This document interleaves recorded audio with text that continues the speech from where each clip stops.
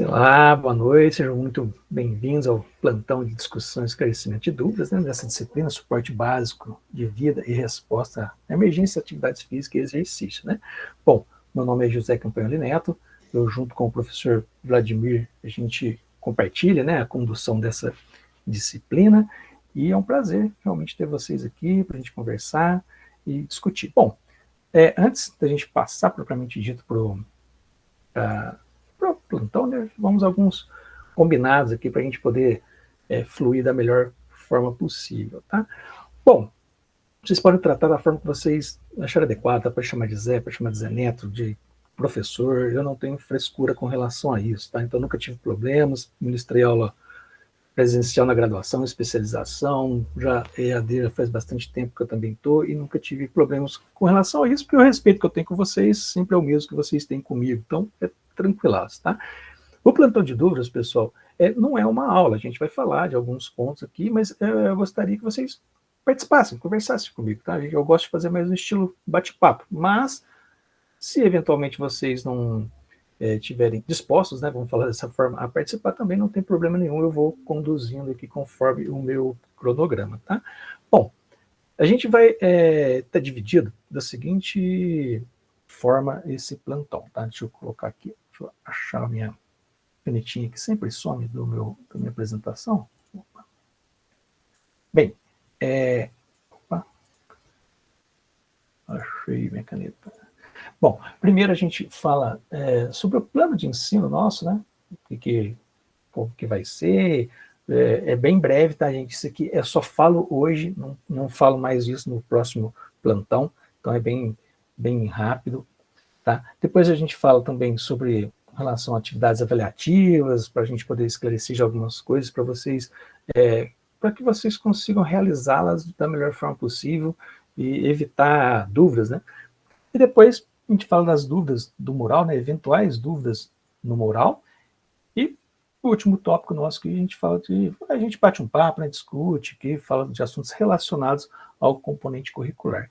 E por fim, né, a gente parte para o encerramento, tá? Então são esses pontos aqui que a gente sempre, que eu trago com vocês, e a gente discute, tá? Então a gente vai seguir essa pauta. A qualquer momento que vocês quiserem participar, por favor, utilize o levantar a mão, que assim que eu concluir o meu raciocínio aqui, eu dou a palavra para vocês, tá? Todos estão sempre bem-vindos e convidados para poder participar, então é bem tranquilo com relação a isso, tá? E aí, eu vou abrir outra tela aqui para a gente falar, deixe-me achar lá. Bom, primeiro ponto aqui, a gente vai falar do plano de ensino, tá? Então vamos abrir esse plano de ensino aqui para a gente ver qual é que é, tá? Isso aqui é bem rápido, só falo hoje, tá? Não vou ficar repetindo isso aqui nas próximas edições de plantão. Então aqui na aba atividades, vocês já estão bem craques nisso, né? No plano de ensino, vou abrir aqui. O que de relevante que eu trago para vocês para a gente prestar uma maior atenção, né? Então, como diz, né, mês de setembro, o professor Vladimir, tem o professor Evandro também, que é o palestrante. O professor Evandro, ele é bombeiro militar, então ele está no dia a dia ali relacionado já a suporte avançado, né, não só mais o básico. Então eu recomendo fortemente que, se vocês puderem participar tanto da aula do professor Vladimir quanto da palestra do professor Evandro ao vivo, né, junto, é importante para vocês fazerem questionamento, né, trocar ideia ali realmente, né.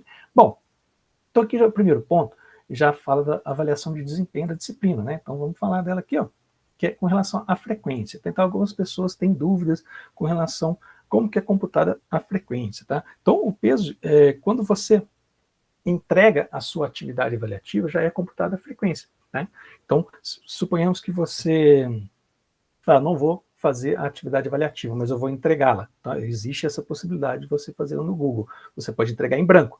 Tá? Então, você não vai ter a nota atribuída, no entanto, a sua frequência ela vai ser computada. Como que é computada a frequência? Quando você entrega a atividade avaliativa 1, 2 e 3, são computados 30% da nota. Né? Então, 3 atividades, quando você entrega, então somando aqui, a gente vai ter os 90%, né, quando coloca esses 3 pontos aqui.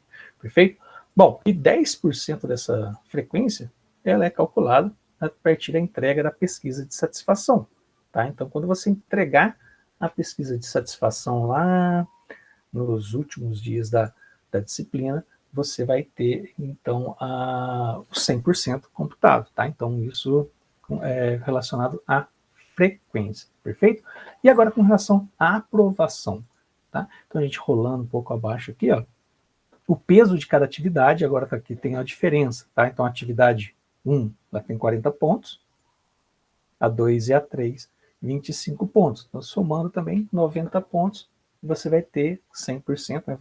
100 pontos, no caso, ao entregar a pesquisa de satisfação. Pesquisa de satisfação você entregou, independente de que foi respondido, você tem ali a nota, esses 10 pontos, tá? Então, eu chamo a atenção para vocês o seguinte, a primeira atividade avaliativa 1, ela tem um peso maior, 40 pontos, tá? Com relação às demais, a 2 e a 3, que são 25 pontos, tá? Para você ser aprovado, você deve entregar, então, as atividades avaliativas que correspondem à frequência mínima de 75%, ou seja, tem que entregar pelo menos 3 dessas atividades avaliativas, tá? Se você entregar 2, são 60%, mas a pesquisa de satisfação 70%, vai ser reprovado por frequência, então você tem que entregar. E, com relação à nota, 70%, ou seja, 70 desses pontos aqui, perfeito? Então, essa é com relação à nota, perfeito? Bom, e aí, depois de falar desse peso das atividades avaliativas e da frequência e da nota, para poder ficar claro para vocês, eu chamo a atenção também agora com relação às datas, tá? Então, aqui, quando a gente fala aqui da primeira semana, que é essa que a gente está agora, que é a semana passada, né, do dia 1 ao dia 7, então foi liberado para vocês, sempre tá, aqui tem o dia, ó, quando vai ser liberado a atividade avaliativa. Liberou a atividade avaliativa 1 no dia 2/9. Até quando que é a data de entrega? Até 15/9. Essa semana, agora sim, né, semana 2, no caso que é essa que nós estamos agora, foi liberado ontem a atividade avaliativa 2. E o prazo de entrega dela é até o dia 22/9 aqui de 25, né? Bom, essa semana, então, a gente tem alguns pontos relevantes, que é o plantão de hoje, né? Então, tem a data aqui certinho, o link para acesso. O link é sempre o mesmo, tá? Então, não precisa ficar preocupado, é sempre o mesmo link que vai ser compartilhado.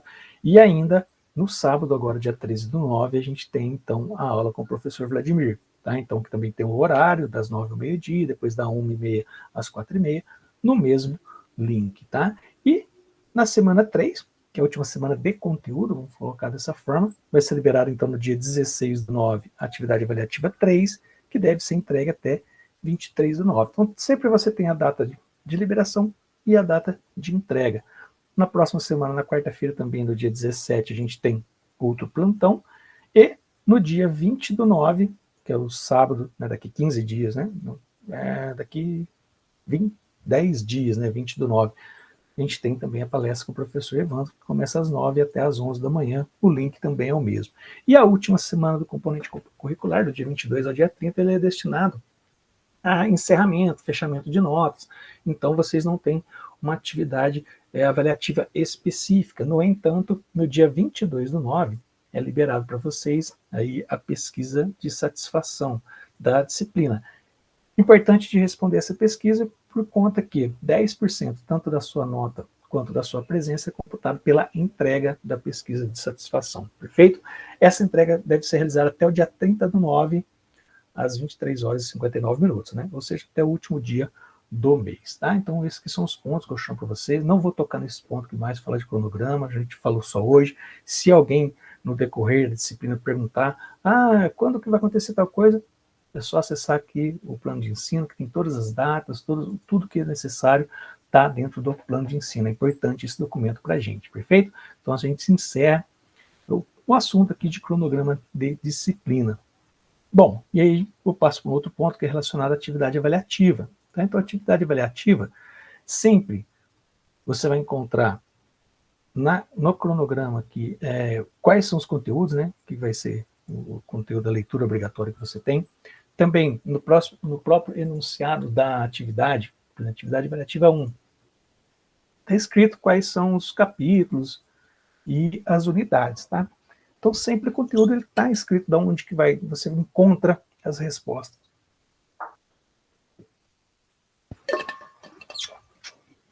E isso é importante para você não ter que ficar andando ali por todo o e-book, tá? Então a gente tem aqui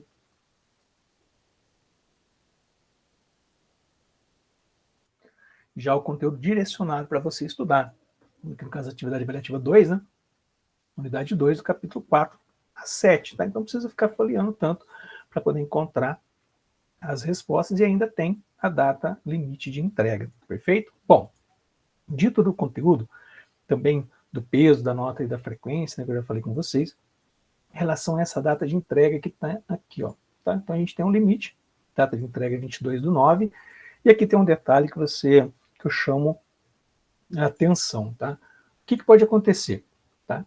Então, já passou a data de entrega. Suponhamos que você foi fazer atividade avaliativa 1 e passou do dia 15, né? Então, dia 15, se a gente olhar aqui, vai ser a partir da... Opa! Dia 15 é segunda-feira que vem, né? Ah, eu olhei no dia 16. Posso entregar? Pode. Você pode entregar depois dessa data, desde que ela seja entregue até o final da disciplina.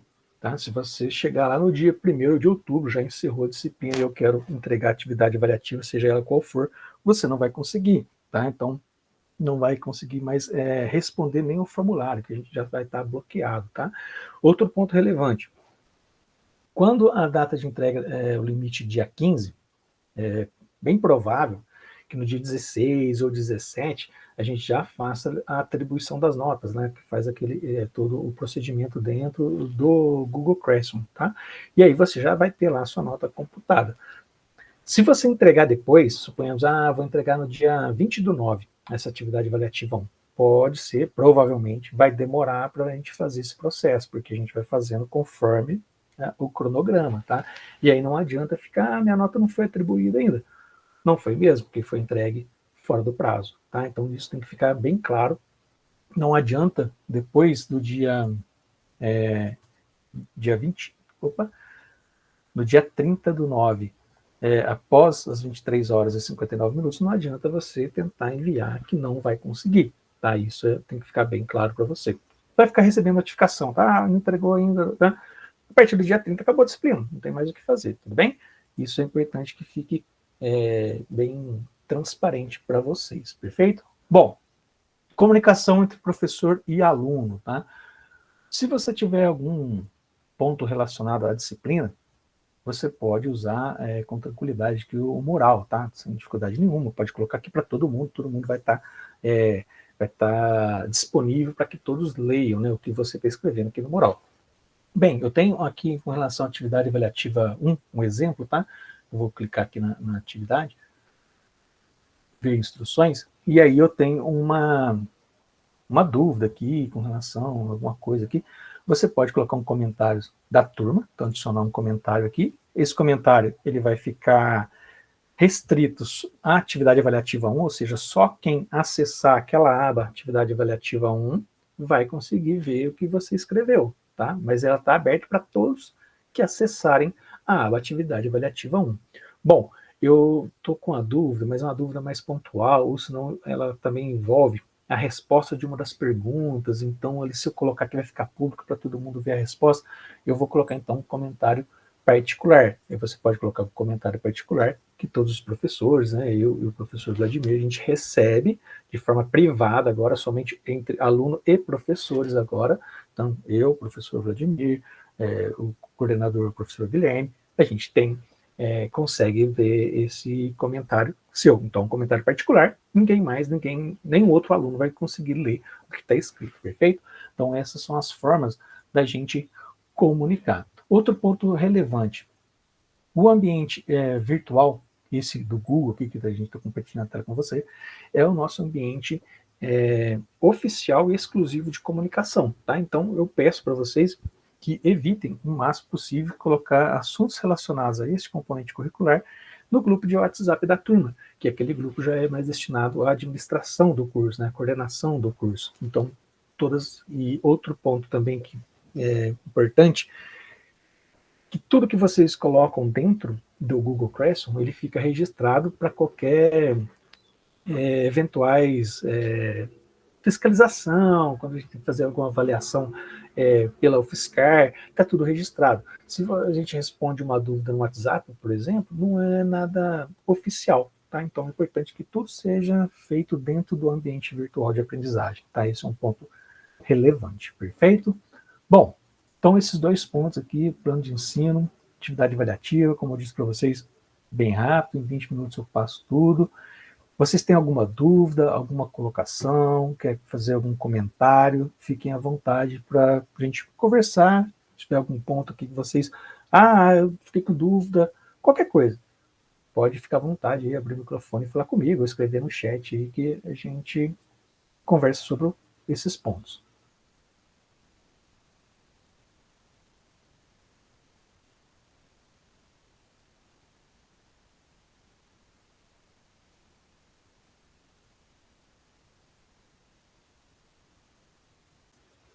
Tranquilo? Nenhuma dúvida? Então tá, perfeito, Josuel. Maravilha. Bem, então agora vamos seguir aqui para outra parte, né, que é relacionada às dúvidas e discussão propriamente dita, né? Bem, então que eu abro aqui agora essas abas, quando a gente fala em suporte básico de vida, né, é sempre importante,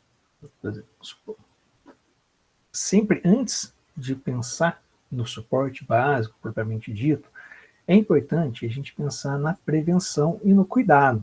Tá? Então, esse é o primeiro ponto que a gente tem que ter como já de atenção, né? Pensar na prevenção e no cuidado. Pensar sempre antes de que algo possa acontecer. Né? Então, imagine o seguinte, no seu ambiente de trabalho, né, você já pode começar a observar possíveis causas de algum acidente, de alguma ocorrência, né? Então, por exemplo, um exemplo que eu sempre trago, você tem uma esteira que o fundo, né, da esteira está próximo de algo que pode, se a pessoa vier cair, ela vai bater, tá? Então, tirar, mudar o posicionamento dessa esteira. Também os equipamentos, sempre olhar com relação a travas, tá? Então, sempre ter cuidado, porque isso aqui é fundamental, tá? Então, equipamentos você olha se as travas de segurança estão ok. No exemplo de salas de musculação, que tem muito equipamento de cabo de aço, se todos esses cabos estão intactos, se o piso onde você vai fazer o exercício, a gente vai falar disso mais à frente, mas é importante se é um piso que ele é escorregadio, tá? Então imagina o seguinte, o indivíduo ele vai fazer lá um determinado exercício e aquele piso onde ele está, ele ainda vai colocar uma sobrecarga sobre o peso do seu corpo naquele lugar, naquele metro quadrado, naquele espaço. Esse piso, ele é um piso aderente para que a pessoa fique ali. Outra situação, a pessoa vai treinar, vai fazer algum tipo de exercício físico, algum tipo de modalidade física, suponhamos, mais uma vez, academia, vamos pensar na sala de musculação, aí vai treinar de chinelo, tá? Aí cai lá uma anilha que seja de 1 quilo sobre o dedo do pé dele, já vai causar um transtorno. Tá? Então, dando um exemplo aqui esdrúxulo, mas começar a pensar sempre na prevenção e no cuidado antes que possa acontecer alguma coisa, tá? Com relação extintor de incêndio, já imaginou? Começa um incêndio lá na academia ou no ambiente que você trabalha, no estúdio teu de reabilitação, e aí não tem como apagar, tem que jogar, como que vai fazer? Tá? Então, sempre pensar nesse cuidado antes que algo aconteça. Tá? Então, sempre o mais importante que eu coloco é sempre a prevenção e o cuidado. Tá? Então, sempre observar antes e ver ao redor o que pode acontecer. Romualdo, levantou a mão? Isso. Deixa eu aproveitar dentro dessa fala de equipamentos, só para atualizar. O educador físico pode aferir pressão das pessoas? Ele pode aferir, ele não pode dar diagnóstico. Você é hipertenso, eu não posso. Mas eu posso usar o signo, posso usar normal. Deve, hoje exemplo, os aparelhos estão aí disseminados, né? Suponhamos, se você vai fazer prescrever não, você vai estar ali acompanhando o exercício para cardiopatas. A gente tem lá o duplo produto, limite de 20 mil. Deve ter estudado isso em alguma disciplina hipatética. Como que você vai saber se está próximo de 20 mil se você não medir a pressão? Tá. E a frequência cardíaca, tá? Então, o que você não pode fazer é o seguinte, chega lá, vamos começar? Vamos. Aí o indivíduo, um indivíduo qualquer, você mede a pressão dele e fala assim, ó, você é hipertenso. Não, você não pode dar diagnóstico, tá? Mas medir pode. E deve, tá? Então, quando você pega com esse exemplo que eu falei de cardiopata, se não me engano, acho que foi na primeira disciplina de vocês, né, que é relacionado a esse assunto, duplo produto, né? Você tem que ficar medindo a pressão arterial e a frequência cardíaca todo momento para ver se está ultrapassando aquele limite. Correto. Pode. Perfeito? Tá bom. A Aline levantou a mão. Romualdo, você tem mais alguma colocação ou não? Não. É só isso por enquanto. Tranquilamente. Obrigado pela participação. Aline? Oi, boa noite, professor de turma. Eu não sei se foi por isso que o Romualdo falou, mas é que eu tinha essa informação, nem lembro qual era o órgão, mas realmente nós não estávamos habilitados a aferir a pressão, né? Isso foi reservado a algumas profissões, tá? Então eu não me lembro, mas faz algum tempo que teve essa informação, então não sei se é por isso que ele perguntou. Mas aí eu acho que eu queria saber também, em questão de legislação, porque até onde eu sabia, a gente não tinha essa permissão de aferir com o esfigmo. Olha, eu não tenho esse. Nunca ouvi falar, na verdade, sobre restrição de medir a pressão. Tá? De diagnóstico, eu tenho certeza. Tá? Era de aferir mesmo. Agora, uma questão é o seguinte: como que você vai controlar um indivíduo hipertenso que você tem que monitorar a pressão, você tem que chamar um profissional habilitado? Tá? Então, se tiver essa legislação, por favor, coloque no mural para a gente, onde restringe outro profissional que não seja, sei lá, qual médico, no caso deve ser o enfermeiro, de medir a pressão, tá? Porque medidas de pressão, que eu saiba, não tem nenhuma restrição de profissão. O que é restrito diagnóstico, tá? Mas se vocês conseguirem essa legislação oficial, tá, gente? Não pega texto de site, não. Pega professor, lá... Professor, eu até coloquei aí uma regulamentação que eu achei da Anvisa e eu estou escrevendo aí. Eu tive que ir no IA fazer uma pesquisa rápida e ele tem sempre me dado pontualidade nas coisas. E aqui ele está falando isso aqui, ó. De acordo com os padrões brasileiros, pode aferir a pressão arterial médicos, enfermeiros, técnicos e auxiliares de enfermagem, profissionais da saúde capacitados. Quando eu leio isso, eu pergunto, nós, fisiologistas clínicos, vamos sair capacitados para ou eu tenho que fazer um curso específico para? Olha, capacitado, quando a gente pega esse ponto, é o seguinte, se você sabe fazer, beleza. Agora, quando fala habilitado, quando você pega um trecho de legislação que fala habilitado, aí está relacionado a conselhos, entendeu? Certo. Então, capacitado, se você sabe medir a pressão arterial e você está capacitado, você é capaz de... As farmácias foram proibidas de fazer. Por que acontece? Farmácia, eu lembro... É vender. Não, você chegava lá e falava, você é hipertenso, você está com pressão alta, tem que... Então, como que você vai identificar uma crise hipertensiva ou hipotensiva dentro do ambiente de exercício físico sem medir a pressão arterial? Mas o importante também é esse texto, ó, capacitado. Não adianta o indivíduo achar que sabe, pegar lá, colocar um esteto e aí fazer todo... Tanto é que, acho que até alguém comentou, se não me engano, dentro do nosso e-book tem um link para vocês acessarem um curso que ensina a medir a pressão arterial. Então, para poder aprender como fazer de forma correta, todos os cuidados necessários. Mas, se vocês encontrarem a norma do conselho, seja de medicina, de enfermagem ou farmácia, no caso, para a gente isso seria ideal, porque eu realmente não tinha ouvido falar ainda de restrição de poder fazer, entendeu? Tá? Então, isso é importante. Outro ponto também, agora falando já que puxou esse assunto de habilitação ou não, né? Eu lembro que teve uma época que falava o seguinte, que só profissional médico poderia fazer procedimentos... olha bem, hein? Vamos com calma aqui, não tira conclusão antes de eu terminar minha frase, não, tá?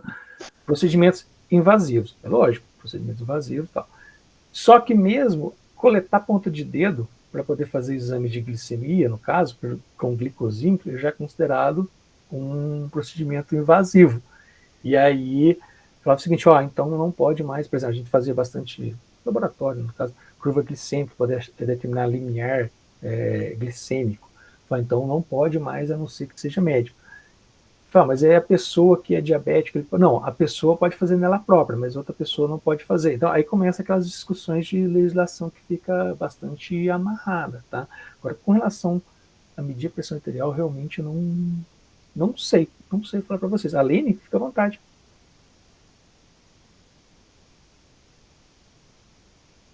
Aline, você levantou a mão ou ainda é daquela anterior? Não, já era do... Acabou. Tranquilo, fica à vontade também.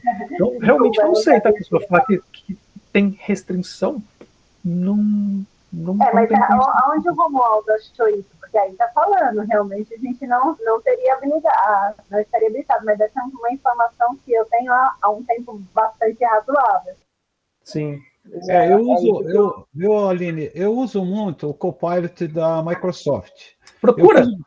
Eu fiz um curso de IA há um ano atrás, e nos testes que fizeram de pesquisa, o Copilot demonstrou mais atualizado do que o ChatGPT. Entende? Tá, mas aí eu quero que vocês estão... E aí eu pego essas informações e vou num científico para verificar regulamento, leis, né? Eu joguei isso aqui de pronto porque eu lembro, professor, que houve essa regulamentação e o professor de educação física não podia mais aferir pressão de ninguém. Mas isso foi passado, já fazem vários anos, e como agora estamos atualizando, né? Eu achei pertinente colocar essa informação até para ninguém se envolver em algum problema. Porque é fácil, como o senhor citou. Se numa academia eu começar a fazer isso, eu posso criar problemas. Gente que não tem problema, que chegou naquele momento alterado, eu posso criar um problema maior. Sim. Dependendo da abordagem que eu fizer com esse cliente, com esse aluno. O Josué achou alguma coisa no Confep, né? Avaliar, aferir e avaliar a pressão arterial com frequência cardíaca. Porque esses dois variáveis, Josué, e todo mundo no caso, são variáveis importantíssimos para poder calcular duplo produto. Então, sem calcular duplo produto, prescrever exercício para cardiopata, você vai a mesma coisa de colocar, sair do escuro, você não tem variável para você trabalhar. Se você não tem medida da pressão arterial e nem da frequência cardíaca, você não sabe qual que é a intensidade do exercício, como que ele está respondendo à intensidade do exercício. Mas obrigado, Josué. Isso aí já começou, já tem uma legislação já com respaldo. Mas eu realmente não vi nada até hoje falando de restrição, tá? Se vocês quiserem fazer um exercício para mim também, depois eu vou fazer, é procurar naquelas diretrizes de Sociedade Brasileira de Cardiologia, que talvez tenha alguma coisa, tá? Mas a gente tem que tomar bastante cuidado também, que existe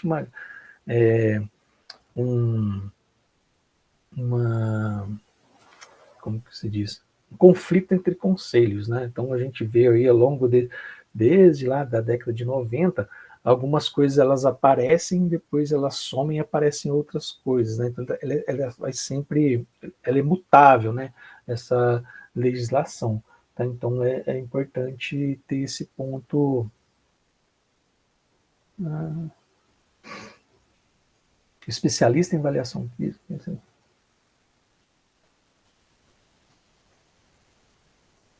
Josué, aí é um ponto importante, é um velho pagante de anuidade.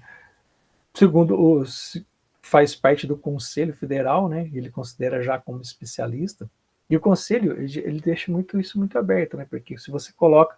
Não existe especialista em medicina pressão. Eu nunca vi falando especialização desse ponto, tá? Mas eu realmente não tenho conhecimento para poder falar para vocês que existe alguma restrição, tá? Até agora. Até vou perguntar para o professor Vladimir, que talvez ele possa ajudar com relação a esse ponto aí. Mas é importante. Também faz o seguinte, Romualdo, se possível, colocar essa pergunta lá no mural, que ela fica registrada lá também.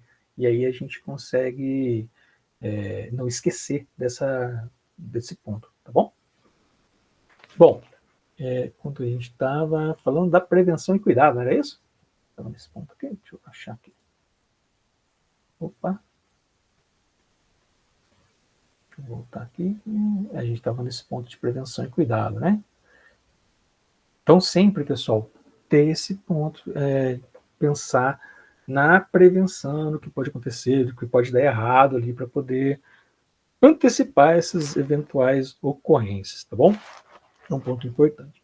Bem, outra questão é com relação, causa dúvida, o pessoal tem questionado, às vezes gera bastante, é com relação à respiração, né? Então, quando a gente pega o nosso e-book da disciplina, deixa eu abrir ele aqui, na página 6, que é o nosso índice, sumário no caso, né? Página 15, sinais vitais. A gente traz aqui, né, o autor, ele coloca para seguir o protocolo o ABC, né? Esse ABC aqui, a gente tem que ter o seguinte, para poder verificar sinais vitais, tá? Avaliação de sinais vitais. Então, começa com esse ABC. E aí, em uma situação de PCR, no caso já de parada cardíaca, né, parada cardiorrespiratória, tem esse protocolo CABD. Então, vou olhar aqui, só para a gente tirar esse conflito, que às vezes o pessoal também acaba fazendo algum... Então, nesse material complementar aqui, pessoal, é sempre uma leitura opcional que tem... Deixa eu apagar, baixar aqui essa tela. Opa! Cadê?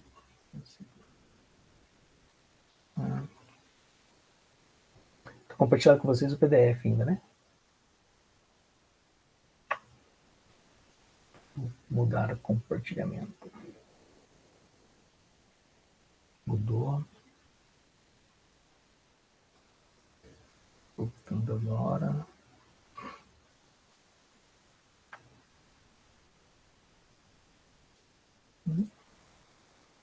Beleza.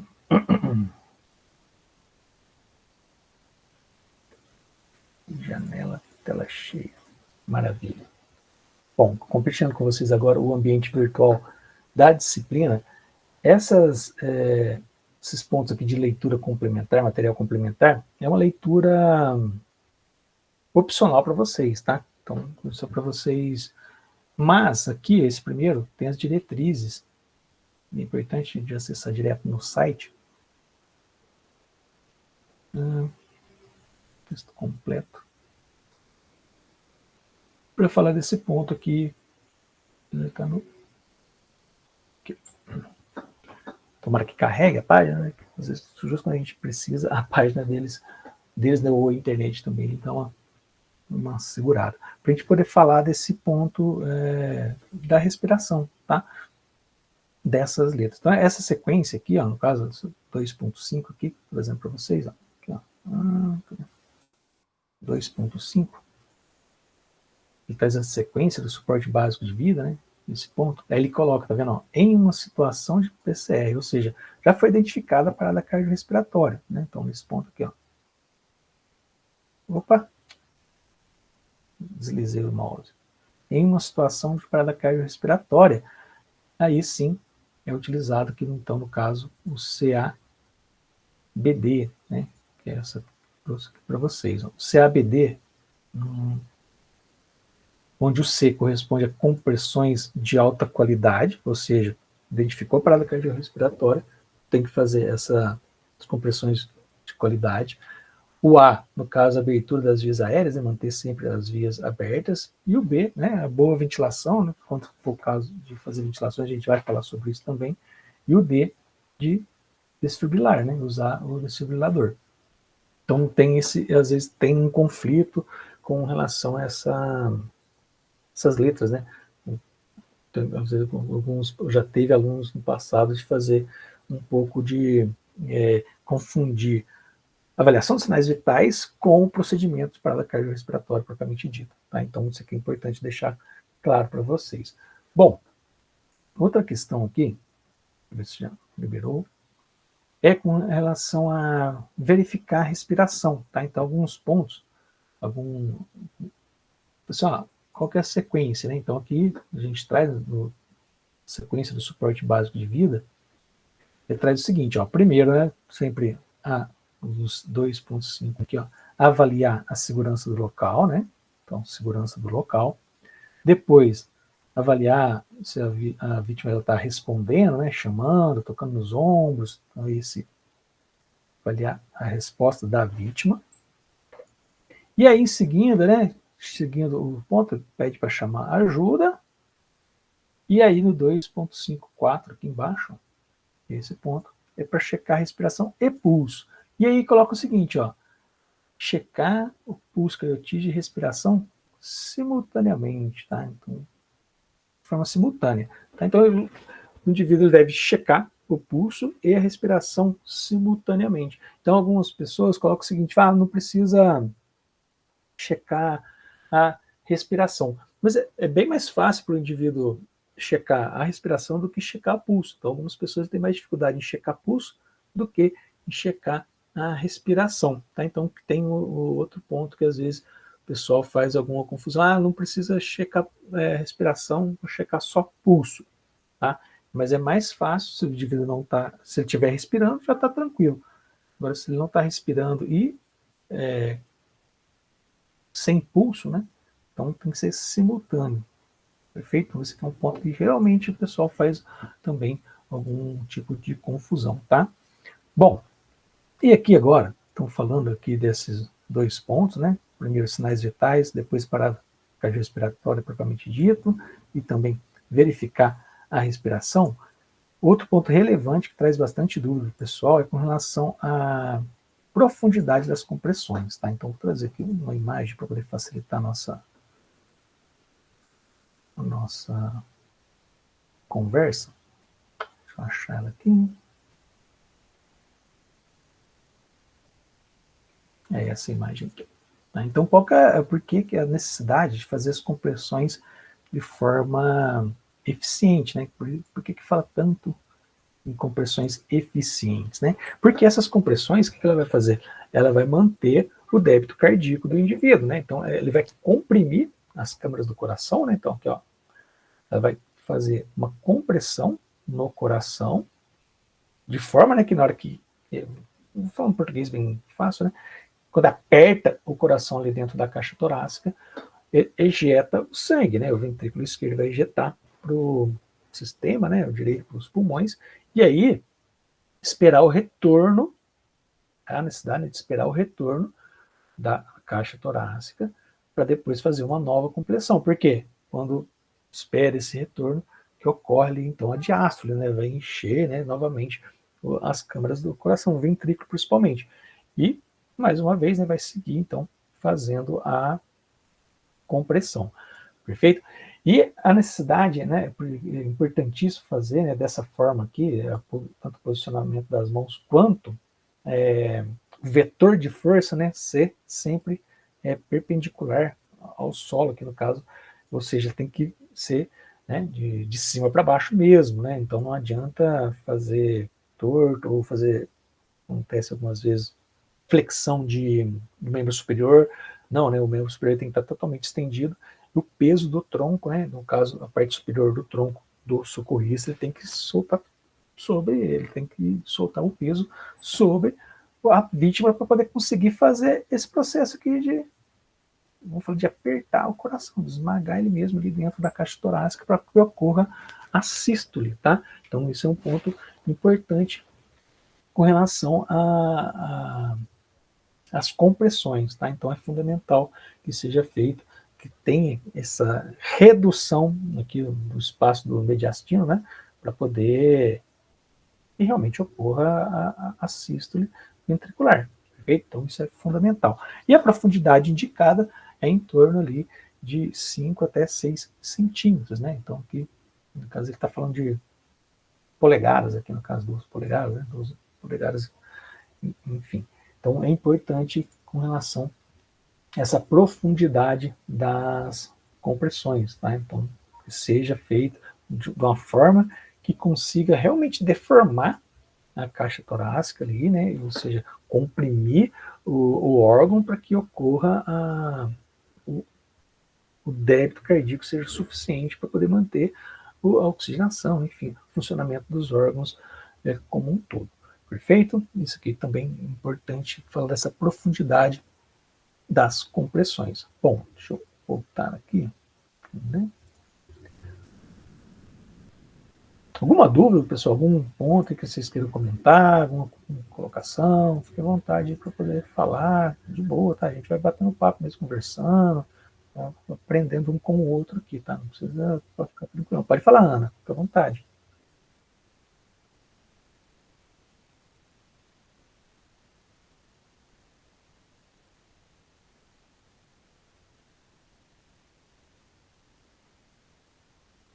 Ana, você levantou a mão? Quer falar alguma coisa ou foi só um clique aí? Acho que seu microfone está fechado, a gente está ouvindo você não. Ou só eu que não estou ouvindo? Estou te vendo, sua câmera está funcionando, mas eu não estou te ouvindo.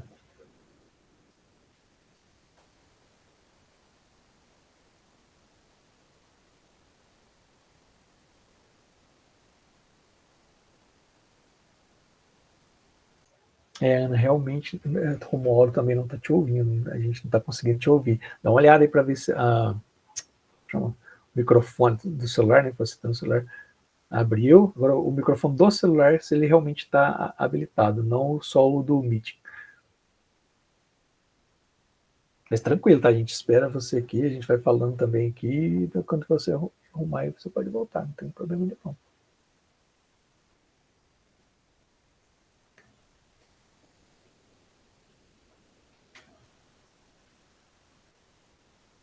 Bem, beleza. Ela saiu, vai voltar de novo, eu acho, e a gente consegue falar. Bem, outro ponto que dá alguma dúvida, né, é com relação à superfície onde vai ser realizada as compressões. Vamos lá, Ana, pode abrir o microfone e falar. Agora vai? Agora foi. Saí, entrei, não sei o que aconteceu. Está resolvido. Eu não sei o que aconteceu. É que eu fui dar uma pesquisada sobre essa questão de aferir a pressão e eu encontrei uma como é que fala? Espera aí, deixa eu ver aqui o que eu encontrei. Espera aí. Pode olhar. O nome do que eu encontrei, uma resolução do CONFEF. CONFEF. Artigo 6º, o especialista em avaliação física está apto a realizar os seguintes procedimentos: coletar dados, blá, blá, blá, aferir, é o item 2, aferir e avaliar pressão arterial e frequência cardíaca. Então, assim, pela resolução do CONFEF, sim, o profissional está apto a fazer isso. Rio de Janeiro, 10 de outubro de 2016. Resolução CONFEF número 328/2016. Gostaria que eu compartilhasse isso em algum lugar? Pode colocar no mural, mas é que o Josué colocou acho que foi até no chat, o que eles consideram especialista? É só quem paga o conselho? Ou quem entendeu? Por exemplo, às vezes não basta ser graduado, você tem que pagar o conselho para ser considerado um especialista, ou você tem que ter um diploma de uma especialização em medir pressão, entendeu? Essa que foi o levantamento. Aqui, por essa resolução, né, pelo que eu li, que o especialista em avaliação física, né, que no caso é um procedimento que que foi isso que o Josué colocou, né? O que a gente está querendo que ainda é uma dúvida. Acho que é melhor a gente passar para o próximo ponto, porque isso já foi colocado. Aí o professor vai dar uma pesquisada para saber até que ponto a gente está. Porque ficou vago esse negócio, o especialista. Eu acho que talvez na nossa fisiologia do exercício, obviamente, estamos saindo especialistas, né? Porque a gente está. É uma especialização. Né? Eu acredito que sim.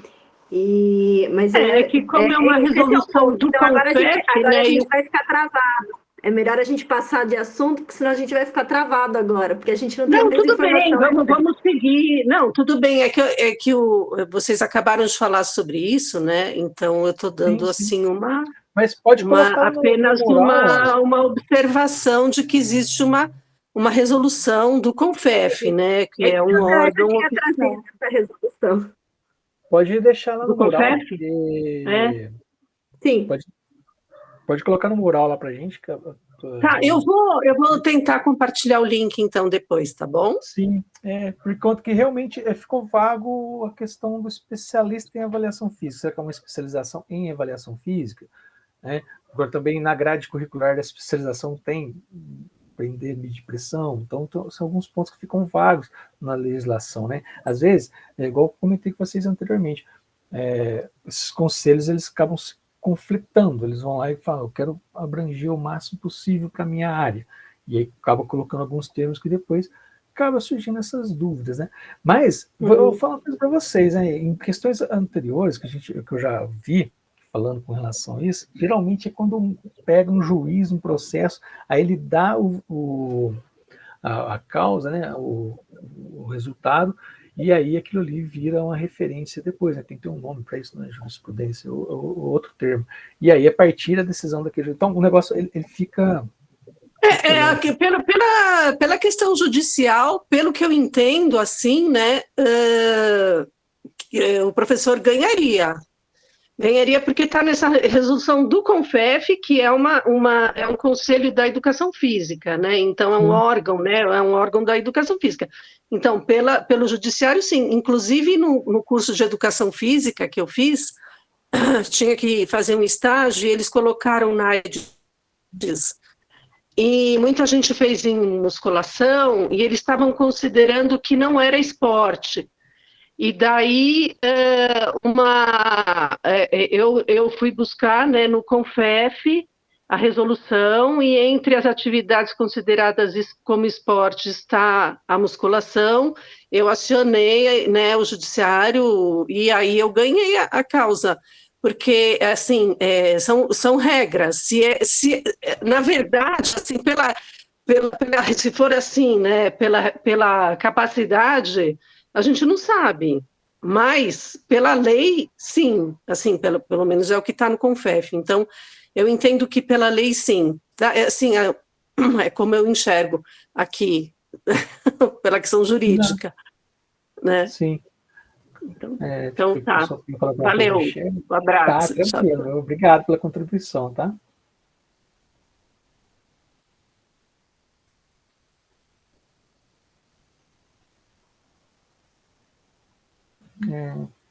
Sempre tem esse ponto o Romualdo colocou ali, né? Sempre tem essa questão de os conselhos.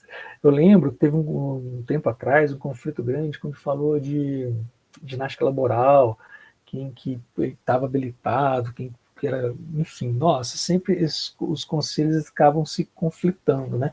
Para poder pegar uma área. Depois, na época, teve o ato médico, e que ninguém podia fazer mais nada, que era só médico. Então, sempre a gente vai ter esses entraves da... Só que eu vou colocar uma coisa para vocês, em relação a não avaliar e prescrever um exercício no escuro, tipo, faz isso que eu acho que vai acontecer, não, eu acho que é melhor medir a pressão, tá? Mas isso é uma opinião pessoal minha, não tem nenhuma legislação que respalde isso que eu estou falando para vocês, é uma opinião, tá? Vou prescrever um exercício para um cardiopata, o cara já teve infarto, já teve não sei o quê, e agora ele vai fazer exercício com você. Qual que são os parâmetros que você vai medir? A sorte? Subjetivo? Subjetivo funciona, mas até quando? Tá? Então, mas eu vou medir pressão arterial, mas eu não sei. Pô, então aí você tá de brincadeira também, né? Aí você tem que aprender a fazer o negócio de forma correta para poder... não sei dirigir, mas eu vou pegar o carro e vou sair na rodovia, lá na Bandeirantes. Né? Pô, aí é complicado, né? Então, tipo, mas eu sei dirigir, mas não tem 18 anos, não tem habilitação. Mas se teu pai passou mal, aconteceu alguma coisa, uma emergência, vai fazer o quê? Você sabe dirigir, tem 17 anos e 9 meses, você pega o carro e leva para onde for o caso. Mas se acontecer alguma coisa... Pô, entre a vida e a legislação, né? Então, você está estimulando que a gente burle, né? Que a gente quebre, que a legislação. Não, mas são questões para a gente poder avaliar também, né? Então, não dá para poder ficar sempre, vamos falar assim, vago em muitos pontos. Romualdo, fica à vontade. Ainda dá tempo para comentar, perguntar mais um Claro, ponto? a gente pode ficar conversando aqui. Eu tenho mais 2 pontos para falar com vocês, mas Talvez, até 9 horas a gente termina. se caso for igual, com relação aos sintomas que uma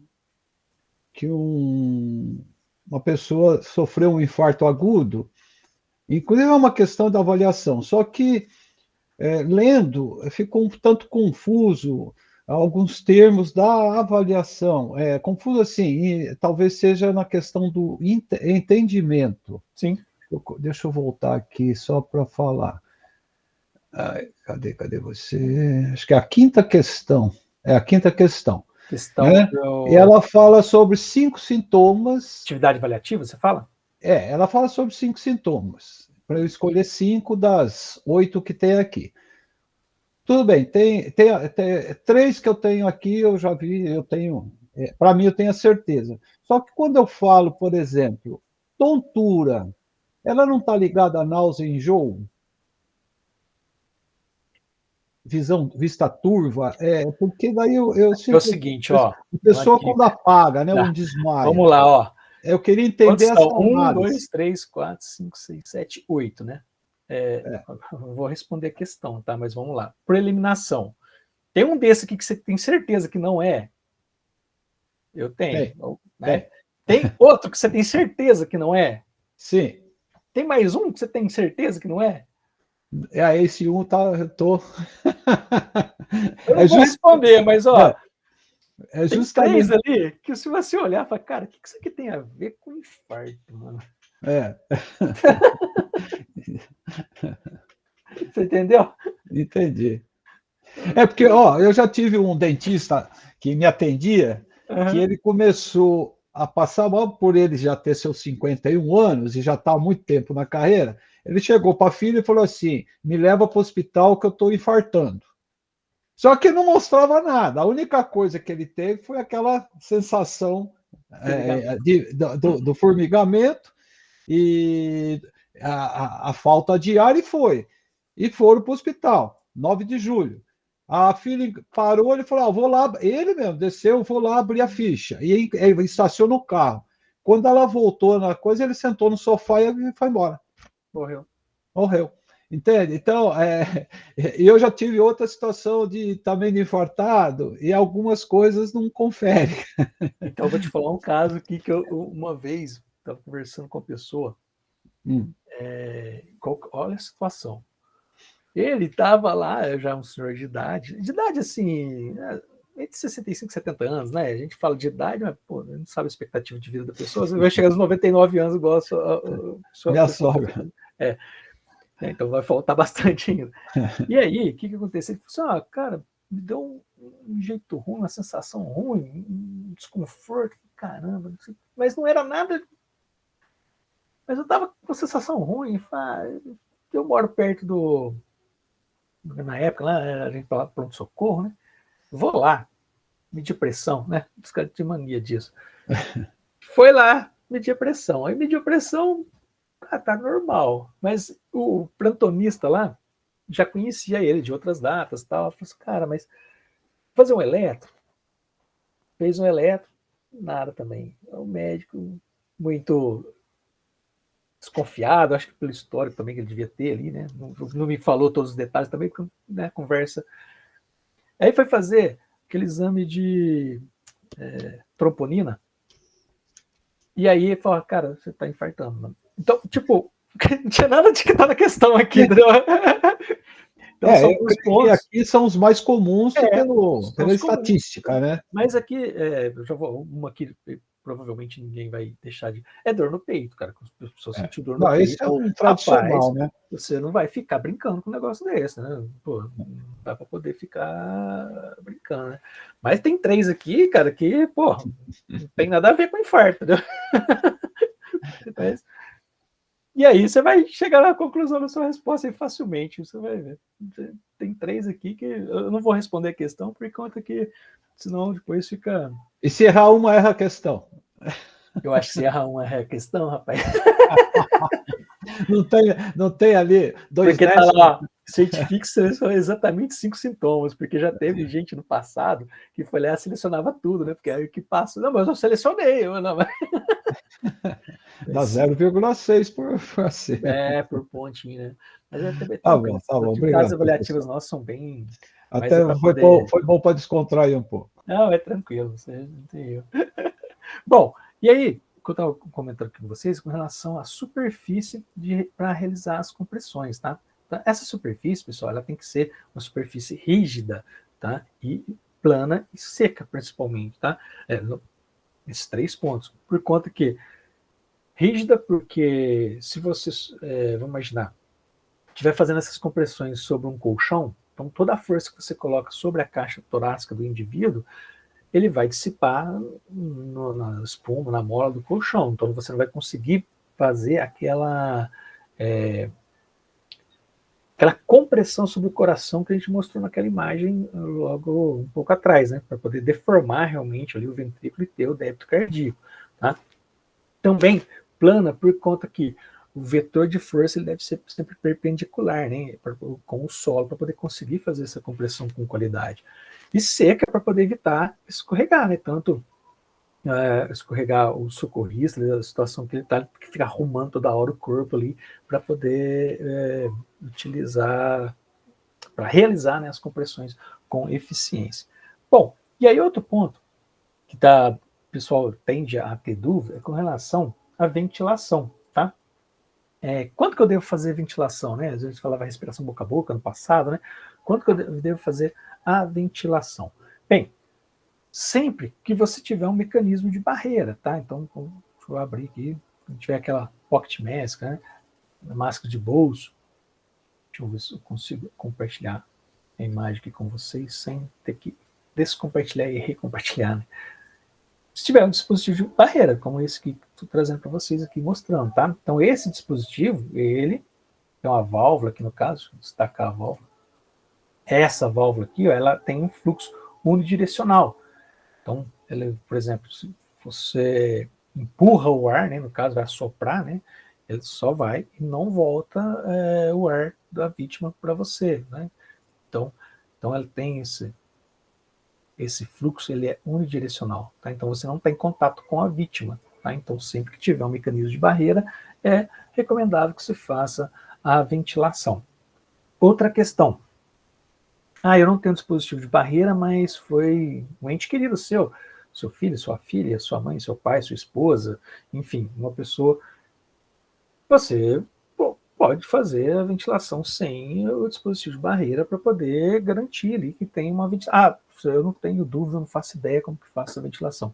Faça as compressões com qualidade, então. Tá? Então foca apenas nas compressões e não precisa se preocupar com a ventilação. Não, eu sei fazer, eu já tenho uma consciência de como deve ser feito, tá? Então, beleza. Caso contrário, não precisa se preocupar com a ventilação e focar sempre nas compressões, tá? Nas compressões de qualidade, que no caso, compressões com a profundidade correta, tal, até que chegue o socorro especializado. Perfeito? Então, aqui são algumas dúvidas que o pessoal sempre, em turmas anteriores, ia trazendo, e aí eu vou colocando aqui para a gente poder conversar. Perfeito? Bom, e aí eu vou trazer para vocês agora, para poder complementar, alguns casos clínicos aqui, né? Eu vou trazer 2 casos clínicos para a gente conversar, discutir sobre eles, e aí a gente vai avançando, tá bom? Bem, primeiro, deixa eu abrir aqui para a gente. Mais uma aba aqui.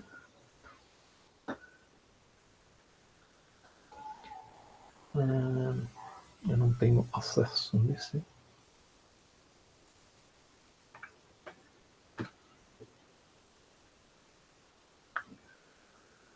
Fechar compartilhamento e recompartilhar novamente.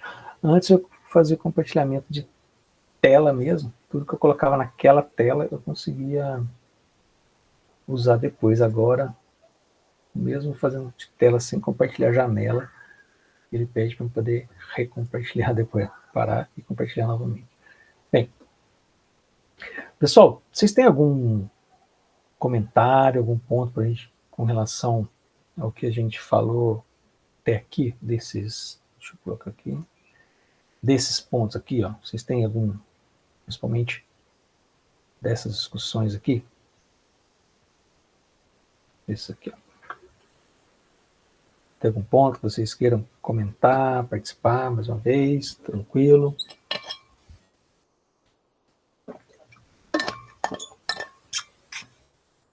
Beleza, então vamos avançar então para esses casos clínicos aqui. Tá? Bom, outro... Deixa eu aqui. Então, esses casos clínicos que o pessoal trago aqui são casos hipotéticos, né? Então, relacionados à disciplina, para a gente poder pensar sobre o assunto, né? Então, todo mundo está conseguindo enxergar, só me deixa um ok aí, você tem que comentar um pouco. Se ficou melhor, tranquilo, valeu, Romualdo, pelo feedback.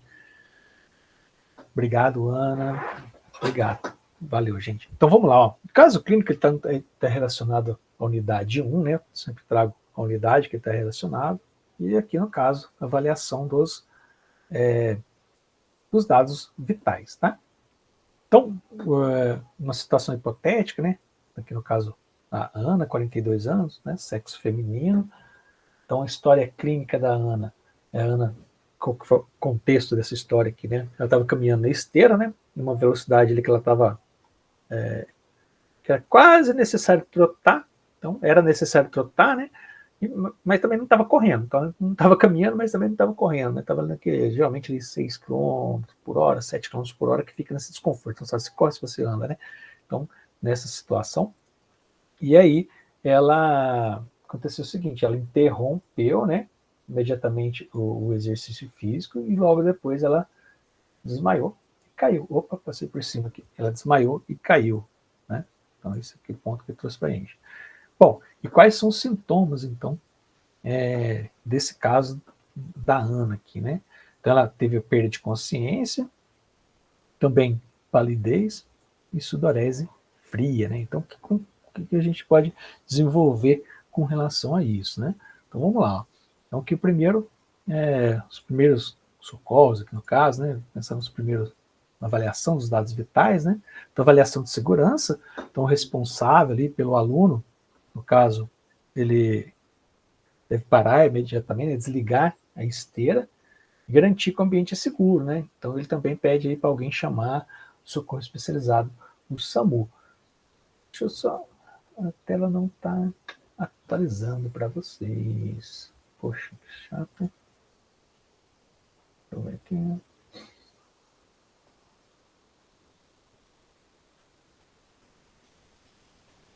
Perfeito, agora atualizou, né? Então, essa aqui é esse ponto de avaliação. Aqui, tá? Avaliação de segurança. Então, responsável pelo aluno ou paciente, ele desliga imediatamente a esteira, né? E garante que o ambiente ele fique seguro, leva o entorno. E também pede para poder chamar o socorro, o SAMU, tá? Bom, e aí seguindo, com relação... Opa! Beleza, agora atualizou, né? Pela avaliação primária, a consciência, a Ana está inconsciente, tá? Então ela está inconsciente. A respiração dela é superficial, mas está presente, ou seja, ele verificou a respiração, viu que está presente. O pulso, né? Embora fraco, é fraco e é rápido também, né? Então, nesse ponto.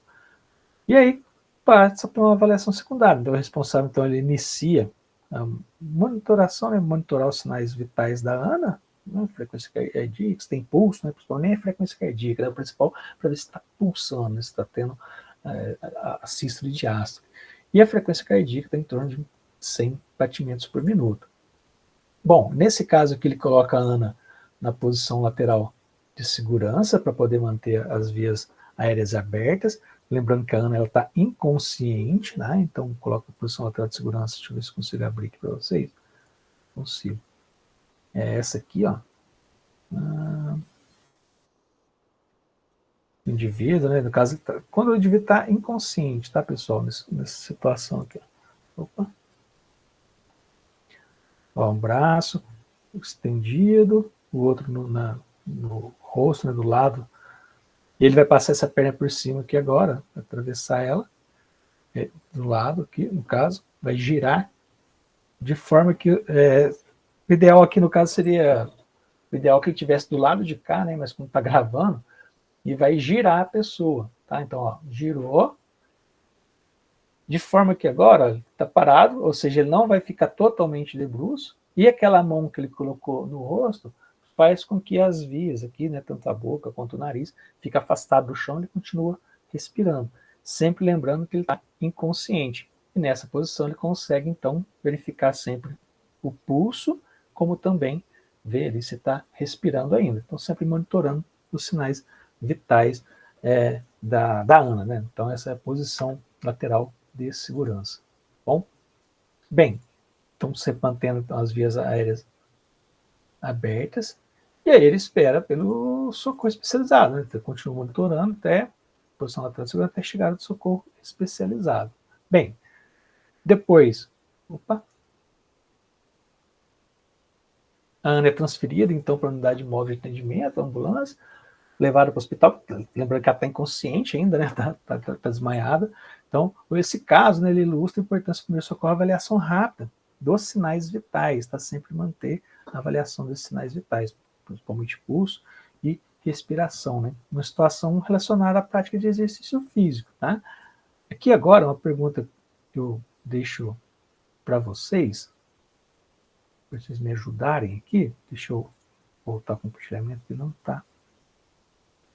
Não está atualizando a minha tela quando eu mudo o compartilhamento com vocês. Aqui, achei. Aqui é uma pergunta que vocês gostaria que vocês me ajudassem. Ó. Qual que é a medida, uma medida simples aqui, ó, que podia ter sido tomada, né, para poder evitar essa situação, ou também para poder melhorar o atendimento. Nesse caso aqui, tá? Qual que é o ponto que vocês poderiam me ajudar aqui para poder, uma medida aqui para poder evitar todo esse transtorno, essa ocorrência? Alguém pode me ajudar?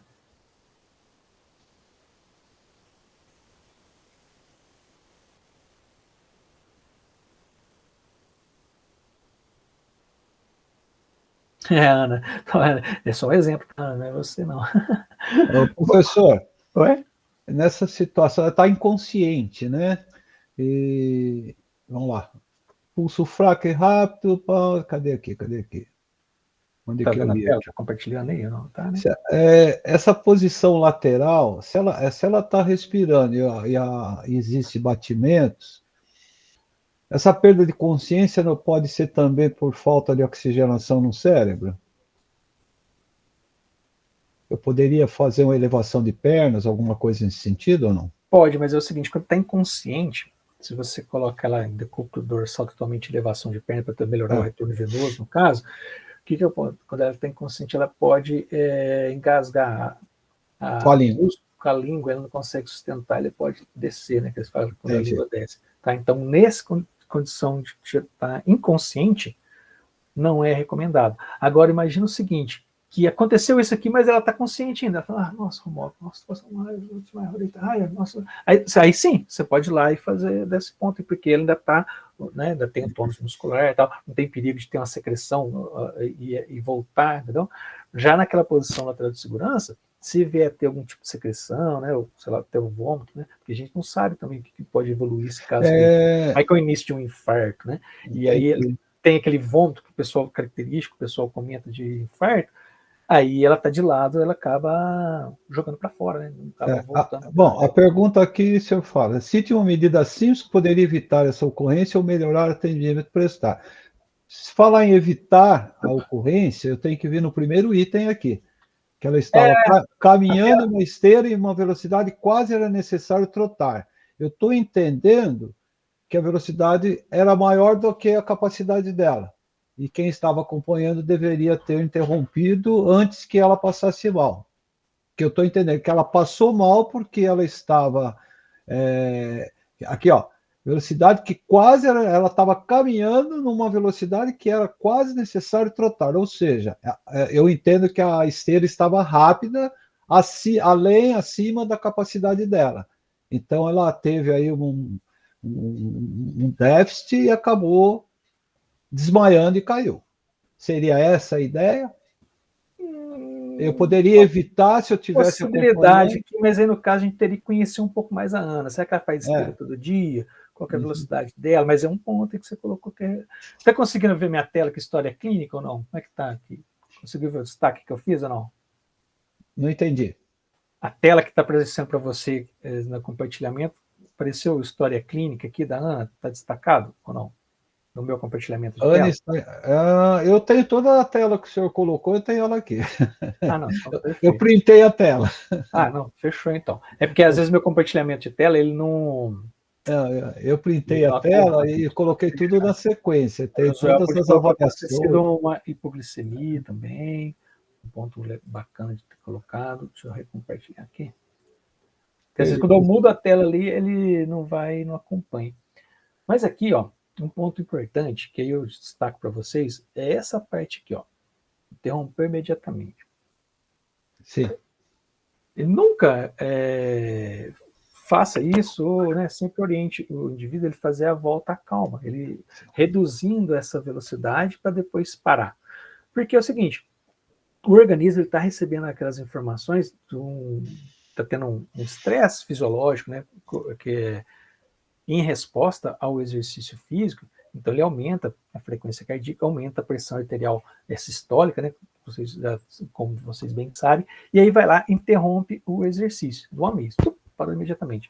O que vai acontecer? Ele para de ter essa demanda, então o organismo ele reconhece que agora não precisa mais desse fluxo sanguíneo desse tanto, só que para ele regular, não dá tempo, porque ela já parou de uma vez, e pode ser que ela tenha tido uma hipotensão, tá? E aí caiu, ela desmaiou. Pode ter alguns relatos, quando a pessoa para de treinar ali, principalmente exercício aeróbio, exercício cíclico, né, contínuo, uma intensidade baixa aqui no caso, né, quase trotando, e o indivíduo para de uma vez, ele fica um pouco tonto ali, ele tende a quase desmaiar. Então aqui um ponto que eu coloco para vocês é o seguinte, é fazer a volta calma.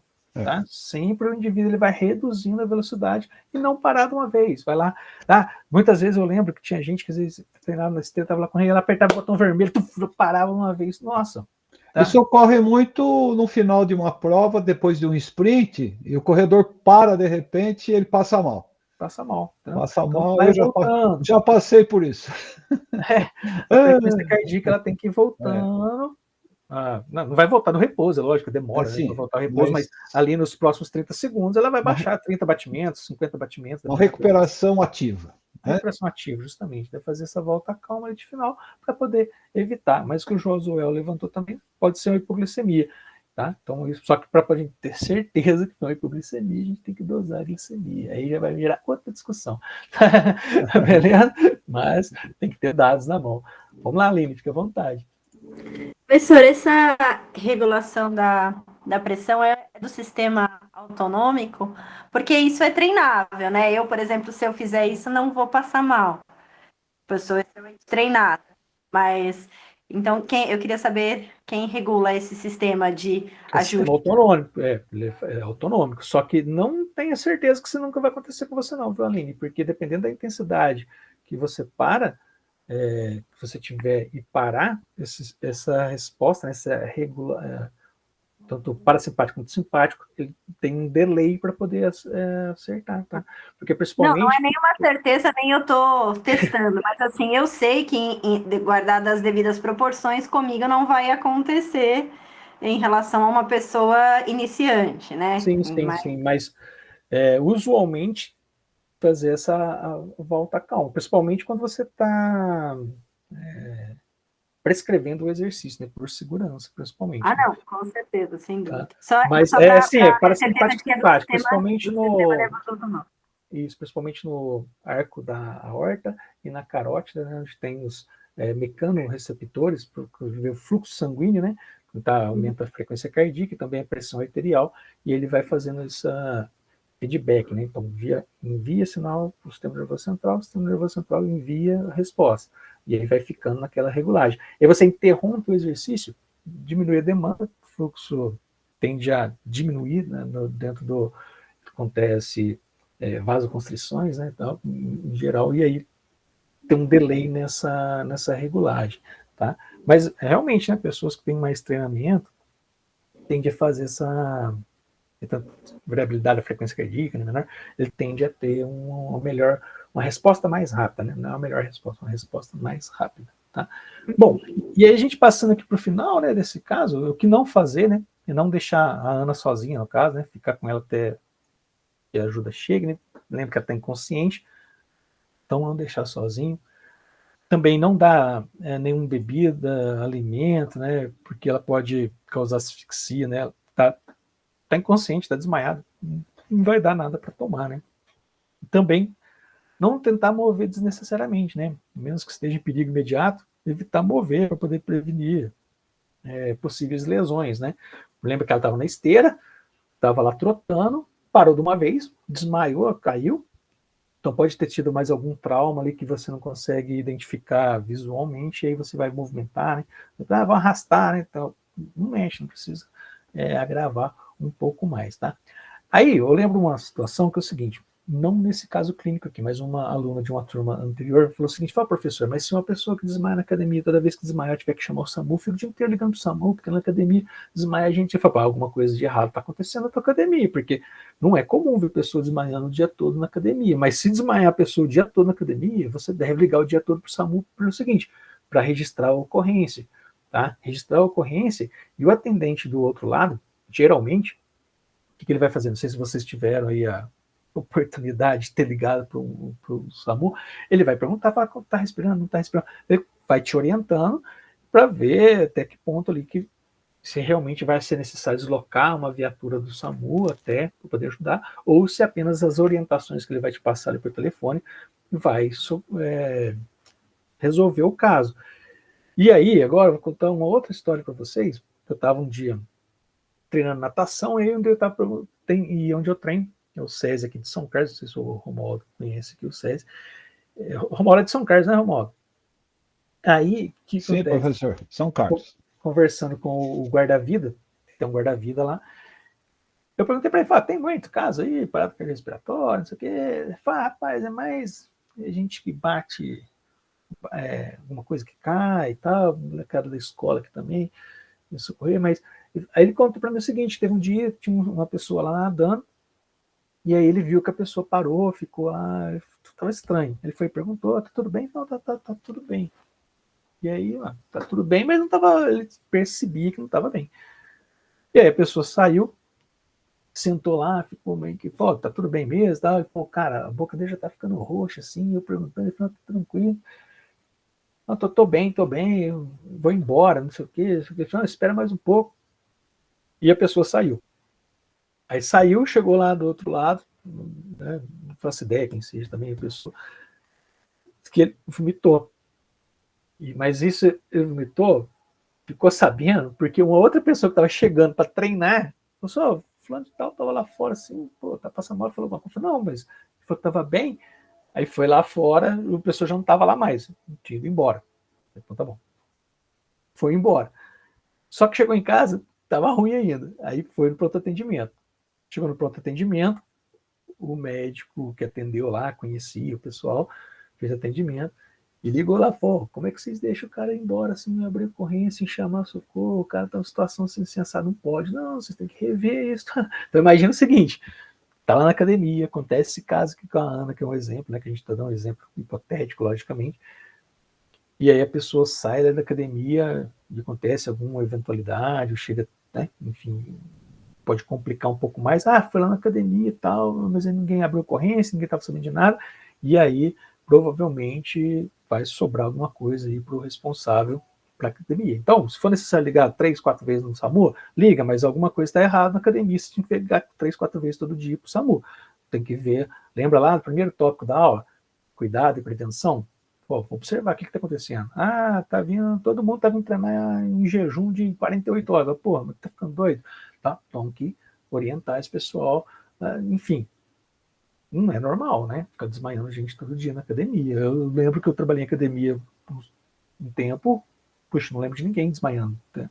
Teve gente desmaiando comigo quando eu estava coletando dados para mestrado, doutorado, aconteceu. Mas era outra situação dentro do laboratório e tal. Mas na academia eu não lembro. tá? Bom, e aí a gente passa para o segundo caso, que é o nosso último, né? Para a gente já partindo para o final desse plantão, que é o caso clínico relacionado à unidade 2, né? É relacionado à pressão arterial durante o exercício físico. É uma outra situação. Então agora é o João, 65 anos, sexo masculino, né? Então beleza. Qual que é a história do João aqui nesse caso para a gente conversar, né? Então o João, ele estava participando aqui, ó, de uma aula de hidroginástica. Tá? Então quando ele começou a sentir extremamente tonto, e aqui, ó, forte dores no peito. Tá? Então esses aqui eram os sintomas do João aqui, ó. Tontura, dor no peito e falta de ar, tá? Bom, vamos evoluir esse caso aqui do João. Opa. Então, os primeiros pontos aqui, né, da avaliação dos sinais vitais. Opa. Tem hora que o meu teclado não me responde, mas... Então, a avaliação, o responsável da aula de hidroginástica, no caso, ele interrompe a atividade, né, ajuda o João a sair da piscina, segurando ali que o ambiente ele é seguro, né? Solicita então que alguém chame o socorro especializado, né? Mais uma vez, que chame o SAMU, tá? Bom, depois faz uma avaliação primária, onde ele verifica a consciência do João. O João tá ok. Deixa eu só recompartilhar aqui de novo, que eu não estou batendo fé nesse compartilhamento de tela hoje, viu, gente? Impressionante que não tá. Não tô. Tanto que eu troco, destaco lá, e não aparece aqui na tela que eu tenho de feedback, aqui, tela de retorno. Bem, consciência do João. Ele está consciente, tá? Mas ele está meio desorientado, está meio perdidão lá. Né? Depois, a respiração dele é curta, mas é presente, né? Curta e rápida, ou seja, ele está ofegante, mas a respiração é presente. O pulso também está forte, está acelerado, né? Ele está com uma frequência cardíaca alta. E dor no peito, né, dor torácica intensa. Então, isso que é só uma avaliação primária do João, né? Olha que situação dele. Opa. E aí, a gente evoluindo aqui agora para a avaliação da pressão arterial, é usar então a abraçadeira de pressão automática, né, dessas automáticas, e ver que ele está 190 por 110, né? 190 por 110. Vamos lá. O 190, a gente pode até pensar, ele está fazendo hidroginástica, deu uma aumentada, né? Mas o 110, a gente sabe que o exercício, conforme ele vai aumentando a intensidade do exercício, aumenta a pressão arterial sistólica, no entanto, a diastólica, ela tende até, em alguns casos, a reduzir, né? No aumento. Bom, com relação aqui agora à intervenção imediata com o João, né? Então, o João ele é orientado a permanecer em uma posição confortável, né? Sentar ou deitar em uma das cadeiras ali à beira da piscina, com a cabeça e os ombros ligeiramente elevados para poder facilitar a respiração, permanecer em repouso, conversar com o João, né? Manter ele calmo, informado do que está acontecendo. Então, a pessoa nessa idade, fazendo um exercício ali, tipo hidroginástica, pode ser que ele fique um pouco perdido mesmo, né? O monitoramento ele deve ser contínuo, ó, avaliar sempre que os sinais vitais, frequência cardíaca, a frequência respiratória, a pressão arterial, em cada 5 minutos aqui para ver se tem alguma evolução, né? Também sempre anotar, se possível, ali, os valores para quando chegar ao serviço especializado você informar do que foi, do que ocorreu. Também durante a espera de socorro, né? O responsável mantenha a calma. Importante manter a calma, senão ele vai ficar mais desesperado e vai piorar um pouco mais a situação dele com relação à frequência cardíaca e pressão arterial, tá? Então, esperando a chegada do socorro especializado. Então, com a chegada do SAMU, aqui no caso, ó, né, com o socorro especializado, seja qual for, todos os detalhes sobre a condição do João devem ser passados, né, informada aos profissionais especializados, né, incluindo sintomas, sinais vitais, qualquer histórico médico relevante que possa conter na anamnese de admissão do aluno, conforme o Josué mencionou em alguma resposta ali atrás, analisar a ficha dele, né? O que tem lá na anamnese de admissão do aluno. Hipertenso, não é? O que é diabético? Quais são tem algum tipo de doença crônica? Tá? Então aí o João ele é transferido, né? para a ambulância, onde recebe imediatamente medicamentos para poder baixar a sua pressão arterial, e é levado ao hospital para avaliação e tratamento especializado, né? Então, tem uma conduta com relação... Então, esse é um caso aqui que destaca a importância da avaliação rápida, né, dos sinais vitais, principalmente, então, ele está consciente, ele está respirando, tem pulso, né? Então, no caso, ele tem uma alteração na pressão arterial, nesse caso aqui, né? Então, ele pede ali para estabilizar o paciente, manter a calma até a chegada do serviço especializado. E aqui, eu trago uma questão para a gente poder pensar juntos, né? É um caso, ele é uma crise hipertensiva, né? E a gente sabe que ela pode ser classificada como urgência ou como uma emergência hipertensiva, né? E aí eu pergunto para vocês aqui, qual desses sintomas, neste caso, ele pode diferenciar de uma urgência ou de uma emergência hipertensiva, né? Para uma evolução de urgência hipertensiva. Alguém consegue aqui, já de bate-pronto, sem consultar o nosso material, me ajudar nessa, para poder ser uma emergência ou ser uma urgência? Aonde que tá os sintomas dele? Os sintomas dele tá aqui em cima. Deixa eu voltar aqui para você. Consegue acompanhar comigo aqui, ó, na avaliação primária? Ó. Aham, consciência, respiração, pulso, dor torácica intensa. E A dor torácica, a dor torácica intensa poderia ser uma condição de lesão. De lesão de órgão, né? E aí seria uma emergência. Aí, no caso aqui, ela é uma urgência, né, que pode configurar uma emergência. Justamente.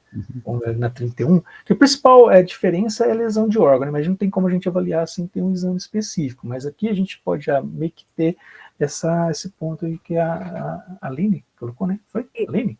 Eu estava conversando, mas eu não estava lendo quem estava falando. Então, que no caso de uma urgência, né? Então, tem 100 sinais de lesão do dano ou dano agudo no órgão, né? Então, uma urgência. No entanto, na emergência, né, nos sintomas, é colocado ali a dor torácica intensa. Então, ele pode ter, né, uma urgência que pode estar transitando, né, nesses pontos. Então, é importante essas duas. No caso da Ana, poderia ser uma emergência? Porque ela desfaleceu, estava inconsciente. É urgência. Porque ele não tinha dados, né? Não mediu pressão, não sabia se era hipertensão, se era hipotensão, se era hipoglicemia, lembra? Por isso a importância dos dados, entendeu, gente? Quando a gente tem os dados, a gente fica um pouco mais... um pouco mais não, né? A gente fica ciente da situação. Quando a gente não tem... não sei o que é, não tem... né? Então fica mais complicado. Então aqui, né, o que não fazer, no caso do João, né, é não deixar o João sozinho, né, ficar com ele até que ajuda o médico chegue, não dar também alimento, qualquer coisa para o João ingerir, especialmente se estiver com dificuldade de respirar, né, pode até engasgar e partir para outro quadro, né, tá? Também não ignorar nenhum dos sintomas, principalmente aqui, ó, a dor no peito intensa, que foi que a Aline chamou a atenção, falta de ar, né, sintomas graves aí e até, né, a gente conversou mais cedo, não sei qual ponto foi, essa dor no peito e pode ter característica de um infarto, né, então a gente não pode negligenciar nenhum desses pontos aqui, tá? Então é fundamental que tenha esses dados e avaliar e sempre contar com socorro especializado, sempre ligar, fazer a ocorrência, tá? Independente, na minha cidade demora 3 dias para chegar, mas pelo menos tem a ocorrência registrada que você ligou, que você foi atrás do socorro especializado. Porque se você não registrar a sua ocorrência e vier acontecer uma fatalidade, provavelmente vai sobrar alguma coisa para o professor ali, para o outro, enfim, para quem estava orientando, né, o exercício. Pessoal, vocês têm alguma colocação, alguma dúvida com relação a esses casos que a gente colocou, sobre tudo isso que a gente falou aqui até agora? Aline, fique à vontade. Eu não tenho dúvida não, eu só vou, já que você acabou de colocar uma coisa que aconteceu para vocês sobre essa situação de primeiros socorros e da importância de registrar, enfim. Eu já li todo o e-book, eu não sei bem se está no e-book ou no material complementar sobre a escala de Glasgow. E ela tá no material, não tá? Peraí, não tô ouvindo você, professor. Eu desliguei aqui o fone. Eu acho que está no material complementar, se não me engano. Bom, eu li eu cheguei na escala de Glasgow, mas foi estudando o e-book. E como se diz? É um teste, né? Uma avaliação clínica que pode acontecer. Bom, aconteceu comigo, então eu sofri um acidente, eu não sei como foi, eu não me lembro. Foi um acidente de moto, né? Eu não tive nenhuma escoriação, eu nem sei, na verdade, como foi que os bombeiros me atenderam. Mas eles fizeram a escala de Glasgow, e aí só pela escala, porque eu não tinha nenhum ferimento, eles conseguiram identificar que eu tinha tido um traumatismo craniano, né? Possivelmente um traumatismo craniano. Então eu fui levada para o hospital. Não sei como eles me acharam, não sei quem chamou, até hoje eu não sei, não vou saber nunca. Mas como eu Caramba. tive essa dúvida, é verdade, eu tive um traumatismo craniano grave, fiquei um mês lá meio desligada, né? Só que eu fiquei com a dúvida. Então, quando eu saí do hospital, eu fui no Corpo de Bombeiros para tentar saber o que tinha acontecido. E por isso eu sei que eles fizeram a escala de Glasgow, porque estava no fichamento deles, e aí lá estava escrito que eles me levaram ao Hospital das Clínicas, porque eu tinha nota 8 na escala de Glasgow, que é o mínimo para. Abaixo de 8, na verdade, o acidente já é uma pessoa que está quase indo a óbito. Né? Ah, A escala é de 0 a 15, então eu tive 8, abaixo de 8 já é quase óbito. E aí foi assim, então eu não tive nenhuma escoriação, só com esse teste que eles me encontraram acordada, né? Não sei como. E aí eles me levaram. Então, essa é a importância de fazer essa avaliação, né? Aí era a única coisa que estava escrito na ocorrência, é que acidente automobilístico, escala número 8 na escala de Glasgow, e por isso eles me levaram com a ocorrência de traumatismo craniano, e foi exatamente o que aconteceu. nossa, foda. Então a importância também, né, aí colocou a Aline, é de ler aqueles materiais complementares, tá, pessoal? Porque lá é muito grande, se você pegar aquele da diretriz brasileira, se não me engano, se for para imprimir aquele PDF, esse aqui, né, que a gente estava falando agora há pouco, se não me engano, deixa eu ver, só por curiosidade, cadê? Texto completo PDF. Eu acho que são 200 e tantas páginas, se não me engano. 215 páginas. Então ele é grande, tá? Mas compensa estudar, parar para ler ele, ou guardar ele, sempre tá dando uma buscada para poder ver, né? Ele é bem extenso, mas ele é bem... tem todo o índice aqui, pô, é bacana. Mas é extenso, então, tipo, 215 páginas, a apostila nossa é o resumo do básico para a gente ter um norte, né? Mas não é obrigatório, mas é bacana que vocês estudem esses materiais complementares. Bom, aí para a gente partir aqui para o nosso encerramento, deixa eu só ver uma coisa aqui. No nosso mural, acho que a Ana deixou uma dúvida aqui à tarde. Cadê o comentário da turma? Deixou a resolução. Ana, você está por aí ainda? É que você colocou aqui. Eu até esqueci da dúvida, acabei esquecendo. Verdade, aquela questão da mensuração em watts, né? Watts, match, Mas qual que é a sua dúvida especificamente? Porque watts é uma unidade de medida de potência, né? Principalmente usada em ciclismo, cicloergômetro em geral. O METS, metabolismo basal, né? 3,5 ml por quilo por minuto. Então, as pessoas, às vezes, eles têm relacionado já ao consumo de oxigênio, né? 1 MET é uma unidade metabólica. Então, às vezes o indivíduo, quando ele está andando, ele coloca 2 km por hora, 3 km por hora, ele está 3 METs, eles fazem uma relação desse tipo.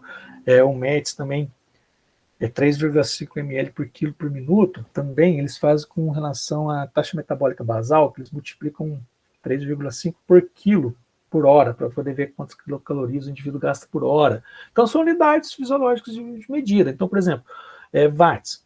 Então, por exemplo, no ciclismo é usado muito o chamado FTP, Functional Trading Potência, limiar de potência. Então, suponhamos, o indivíduo ele vai lá e faz esse teste, não vou entrar em detalhes agora como que é feito, mas é praticamente a máxima fase estável de lactato dele, que vai estar lá, sei lá, 200 watts. Ele tem a unidade de potência. Eu quero pedalar, hoje o meu treino vai ser zona 2, um exemplo, né? Então, quer dizer, entre 55% e 75% do FTP. Então, ele tem um parâmetro para ele poder ter a intensidade de treinamento dele. Tá? Então, vou treinar 50% do FTP, você vai pedalar a 100 watts. Então, é uma unidade de potência. Mas, no geral, é isso. Agora, como que faz a mensuração? Eu não entendi muito bem a pergunta, porque eu estava relacionando isso com o componente curricular. Procurei também no nosso e-book, não fala nada de... Então, é a mensuração da intensidade. Isso eu nunca tinha visto, para dizer a verdade, assim, desculpa o meu desconhecimento, mas é que eu não conhecia. Eu realmente não conhecia a mensuração da intensidade nessa medida, assim, eu sempre... eu conheci o MET, né, isso sim, né, e o quilometragem por hora, que é o mais, né, o mais comum. Mas realmente não tinha conhecimento. Tem muito, visto, por exemplo, watts, que é a unidade de potência, se não me engano, agora se não falar a memória, corresponde a 6,5 quilos por metro, tem uma conversão. Também aí você pode ver a potência, a intensidade, no caso, relacionado a percentual de uma repetição máxima, né, falando em musculação, também intensidade com relação a consumo máximo de oxigênio. O indivíduo ele vai treinar hoje, principalmente atividades cíclicas contínuas, né, exercícios aeróbicos em geral, vai treinar a 65% do VO2 máximo, né, então ele vai lá, vai fazer um teste de VO2 máximo, então o VO2 máximo dele, suponhamos, vou dar um exemplo aqui, 40 ml por quilo por minuto, ele vai treinar 50%, então ele vai treinar na intensidade que seja correspondente a 20 ml. Então tem muitos, né? A velocidade máxima de VO2 máximo, suponhamos que seja 12 km por hora, não, 15 km por hora. Eu vou treinar 80%, aí você faz o cálculo em cima da velocidade, que é o caso que você conhece. Então são tipo parâmetros para poder, principalmente, determinar a zona de treinamento. Tá? O watts principalmente utilizado em ciclismo. Ciclismo é watts, se não for watts fica meio difícil. Ou é watts ou é frequência cardíaca. Sim, verdade, né? Porque, entendi, porque faz sentido agora para mim. Eu não estava assim. E na natação seria também. Metros por segundo, metros por minuto. Sim, verdade, porque a gente só fala em esteira, né? E verdade que tem essas outras modalidades que não tem. Entendi. Entendi agora. Agora que fez sentido para mim. Beleza.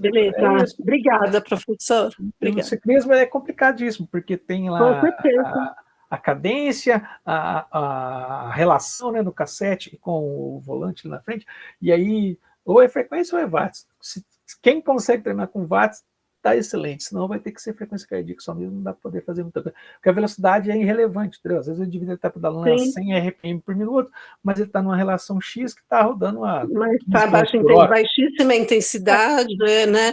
Então, entendi. Agora sim. Tá ótimo. Também, não sei se você lembra, ou se você já viu um teste de Wingate que eles fazem para poder ver potência máxima anaeróbia lática e potência média lática. É o teste para quem faz a tortura danada, mas é em watts também, viu? Então Tá ótimo. Até o Romualdo me mandou um material sobre isso, assim, no WhatsApp, aí depois eu vou até dar mais uma olhada. Obrigada, Romualdo. Abração, viu? Tá, muito obrigada, professor, pela sua aula. Excelente, viu? Muito obrigada. Tranquilo. Vou contar uma coisa aqui, viu, professor? A Ana está comigo numa outra especialização de periodização de treinamento, viu? Então, essa periodização de treinamento, você vai falar de densidade, volume, densidade. Não chegamos lá ainda, mas estamos engatinhando. Acho que a primeira especialização né, Romualdo? Daqui a pouco a gente conquista o mundo, os idosos, né? A gente está fazendo um plano aqui para conquistar, dominar o... Não, é importante estar sempre estudando, isso é bom. Com certeza. Para conhecimento, isso é fundamental, mas também para poder desenvolver o cognitivo, né? Então, quando a gente está ali estudando algo que a gente tentando ampliar, né? A gente está exigindo de mais sinapses nervosas ali, diferentes daquelas que a gente usa no dia a dia. Então, isso é importantíssimo, a plasticidade neural, né? É multifatorial, assim, Bacana. Minha primeira É verdade. especialização foi treinamento esportivo, lá em 2011, 10, sei lá, não lembro. Mas é muito bacana. Treinamento esportivo, vixe, eu estudei bastante. Não foi o que eu mais estudei, não, mas estudei bastante. Bom, aí, pessoal, é o seguinte, com relação ao plantão de hoje, essa nossa pauta, a gente praticamente fez tudo que tinha que fazer nela, e aí só vou falar para vocês agora os próximos passos que virão aqui para a gente, tá? O que vai acontecer? Não sei se vocês lembram, durante a disciplina, a gente faz, provavelmente vocês fizeram disciplinas anteriores, uma atividade colaborativa, lembra disso? Tem uma atividade que vocês fazem em colaboração, né? Eu acho que não está nesse cronograma nosso, eu não coloquei de propósito, mas nesse componente curricular nosso, agora nessa disciplina, a gente vai fazer qual que é o procedimento. Então, amanhã, ele vai ser... Deixa eu só ver se eu consigo trocar de tela aqui. Consegui. Então, essas mensagens que vocês ficam vendo no mural lá, eu já deixo tudo programado lá atrás, então eu agendo tudo aqui, ó. Então, amanhã, dia 11, vamos lá, dia 11 aqui, ó, amanhã. Amanhã eu vou abrir essa atividade aqui para vocês, tá? Então, o que vai acontecer? Então, caso uma situação ali, e amanhã vocês vão ficar sabendo qual que é, tá? E aí vocês vão contribuir ali nos comentários. Falar o que vocês acham, colocar a experiência de vocês, o que não é. Essa aqui, no caso, vou colocar aqui, com sangramento nasal, tá? Então, é um caso relacionado a sangramento nasal. E aí vocês vão discorrer ali e falar, não é obrigatória a participação, tá? É opcional, mas é bacana vocês escreverem lá, colocar a opinião de vocês e tal. Então, vai ter um post ali no mural para vocês participarem ali e interagirem, tá? Vai ter um amanhã e um outro na quinta-feira que vem, tá? Então são 2 atividades dessas aí para a gente fazer, para vocês fazerem juntos, compartilharem conhecimentos, tá? E também é importante voltar aqui no plano de ensino que eu queria falar com vocês, lembrar que no sábado agora, então, no dia 13, tem a aula com o professor Vladimir, tá? Então, eu recomendo que se você puder assistir ao vivo essa aula no dia 13 com o professor, é bacana, tá? Para vocês fazerem perguntas, conversar com ele, para poder ampliar aí o conhecimento de vocês. Caso não seja possível, assiste a gravação, não tem problema nenhum, tá? Não vai ter prejuízo nenhum para você, tanto de conhecimento de nota, mas ter essa presença na aula, bater o papo, igual a gente fez agora aqui, um levanta a situação, outro levanta a outra, é bastante aproveitoso, tá? Então, recomendo que vocês façam isso. Também, ficar de olho, então, nos limites das datas de entrega, da avaliação, e a gente encontra na semana que vem, vocês vão, provavelmente na aula do professor Vladimir, não sei que aconteça alguma coisa, mas eu vou estar, mas a gente encontra no dia 17, então, na próxima semana, para o outro plantão de dúvida. Então, nesse plantão, a gente vai falar basicamente só de caso clínico, tá? Então, eu vou trazer lá uns 3 ou 4 casos clínicos, tenho que dar uma olhada ali quando está a minha programação, mas eu não vou ficar falando para vocês de data, cronograma, essas coisas nada. O máximo que eu posso fazer é chamar atenção, gente, está vencendo o prazo de tal atividade, já liberou tal outra, mas eu não vou ficar rodando plano de ensino com vocês mais não, tá? Então, isso aqui, quem tinha dúvida, coloca lá no mural, tá? Usa sempre o mural, não vou ficar dedicando tempo a esse tipo. A gente vai passar já para caso clínico, tanto é que o plantão da semana que vem ele tende a ser mais rápido que esse, tá? Porque aquela primeira parte onde eu fico falando ali tudo de funcionamento de disciplina já foi dito. Perfeito? Vocês têm algum comentário, alguma dúvida, quer colocar mais alguma situação aqui? Pode ficar à vontade.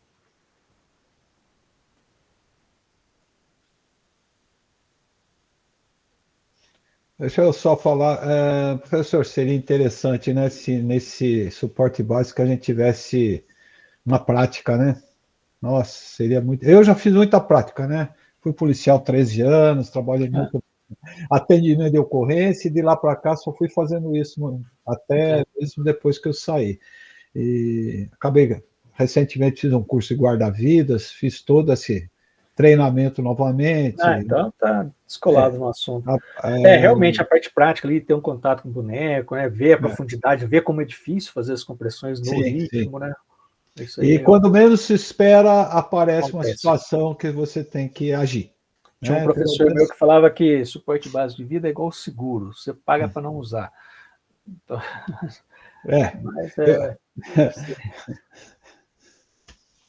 mas é mais isso algum aí. comentário, pessoal? Obrigado aí, professor, pela atenção e pelo conhecimento passado aí. Poxa, eu que agradeço a todos vocês que participaram, a Aline, a Ana, o Josuel, todo mundo que está aí, que participou da aula. Muito obrigado. Muito obrigada, professor, pela sua aula. Muito obrigada. Obrigado, gente. Então, vou encerrar aqui já o compartilhamento de tela e também vou encerrar a nossa sala, tá? Obrigado. Qualquer dúvida, lembre de usar o mural da turma. Perfeito? Tchau, tchau, gente.